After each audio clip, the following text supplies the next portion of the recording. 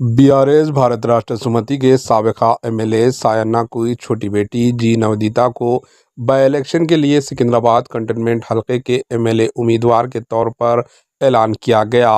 आज इन्होंने बीआरएस के सरबराह व साबिका चीफ मिनिस्टर केसीआर से मुलाकात की। इस मौके पर इन्होंने असेंबली इलेक्शंस में इसी हलके से एमएलए मुंतखब होने वाली लेस्या नंदिता का फरवरी में एक सड़क हादसे में इंतकाल हो गया था, जिसके बाद बाई इलेक्शन मुनज़्ज़म किए जा रहे हैं, जिसमें उन्हीं की बहन जी नवदीता को बीआरएस पार्टी टिकट दिया गया।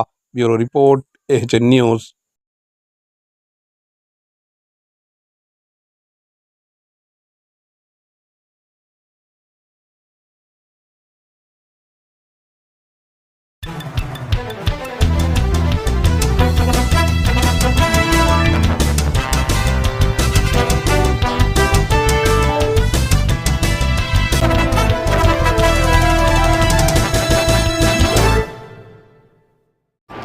एचएन न्यूज़ को लाइक करें, शेयर करें और सब्सक्राइब करना ना भूलें।